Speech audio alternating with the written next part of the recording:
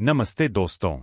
आज मैं आपको मुगल बादशाह अकबर की दो सबसे शानदार इमारतों आगरा के लाल किले और फतेहपुर सीकरी की पूरी कहानी सुनाने जा रहा हूं। यह कहानी है एक महान शासक की जिसने अपने साम्राज्य को न सिर्फ तलवार से बल्कि बुद्धि, कला और सहिष्णुता से मजबूत बनाया। चलिए शुरू करते हैं। साल था 1556। युवा अकबर सिर्फ 13 साल के थे जब वे दिल्ली की गद्दी पर बैठे। उनके पिता हुमायूं की मौत के बाद साम्राज्य कमजोर था। दुश्मन चारों तरफ थे। अकबर ने अपने वफादार संरक्षक बैरम खान की मदद से साम्राज्य को संभाला और धीरे धीरे इसे भारत का सबसे बड़ा साम्राज्य बनाया। लेकिन अकबर सिर्फ योद्धा नहीं थे, वे एक दूरदर्शी शासक थे। उन्हें पता था कि मजबूत साम्राज्य के लिए मजबूत किले चाहिए। सबसे पहले आते हैं आगरा के लाल किले पर। अकबर ने 1558 में आगरा को अपनी राजधानी बनाया। यमुना नदी के किनारे एक पुराना किला था जिसे बादलगर कहा जाता था। यह किला कमजोर था। अकबर ने सोचा, मुझे ऐसा किला चाहिए जो दुश्मनों को देखते ही डर जाए और मेरे साम्राज्य की शान बने। उन्होंने राजस्थान के लाल बलुआ पत्थर से इस किले का पूरा पुनर्निर्माण करवाया।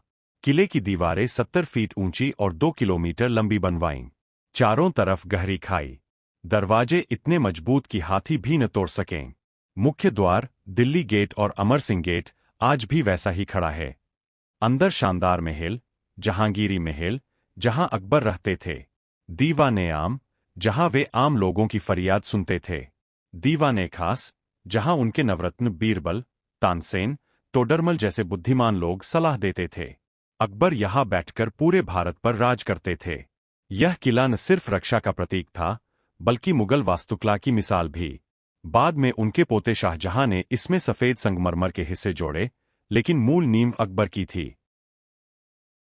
अब कहानी मुड़ती है फतेहपुर सीकरी की ओर। अकबर को कई सालों तक संतान नहीं हुई। वे बहुत दुखी थे।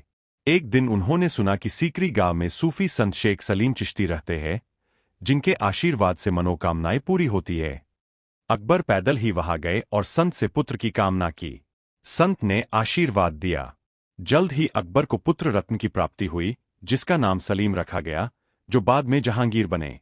अकबर ने वादा निभाया और 1571 में सीकरी में एक नया शहर बसाया, फतेहपुर सीकरी, यानी विजय का शहर। यह शहर अकबर की कल्पना का चमत्कार था। लाल पत्थर की इमारतें हिंदू इस्लामिक पारसी स्टाइल मिलाकर बनवाईं। सबसे ऊंचा बुलंद दरवाजा 54 मीटर ऊंचा, गुजरात की जीत की याद में। जामा मस्जिद, शेख सलीम चिश्ती की दरगाह, सफेद संगमरमर की जालीदार कब्र, जोधाबाई का महल, पंचमहल, दीवाने खास जहां अकबर का सिंहासन एक स्तंभ पर टिका था और चारों मंत्री नीचे बैठते थे। यहां अकबर ने दीन ए इलाही धर्म की शुरुआत की, सभी धर्मों को सम्मान दिया। लेकिन अफसोस, पानी की कमी के कारण 1585 में शहर छोड़ना पड़ा। फिर भी आज यह यूनेस्को विश्व धरोहर है। और हाँ, अकबर के दरबार में बीरबल की बुद्धिमानी की कहानियां तो जग प्रसिद्ध है। ये किले उन कहानियों के गवाह है। ये किले आज भी खड़े हैं, हमें बताते हैं कि अकबर कितने महान थे, योद्धा, कलाकार और सभी धर्मों को जोड़ने वाले शासक। उनकी कहानी सिखाती है कि असली ताकत तलवार में नहीं, दिलों को जीतने में होती है।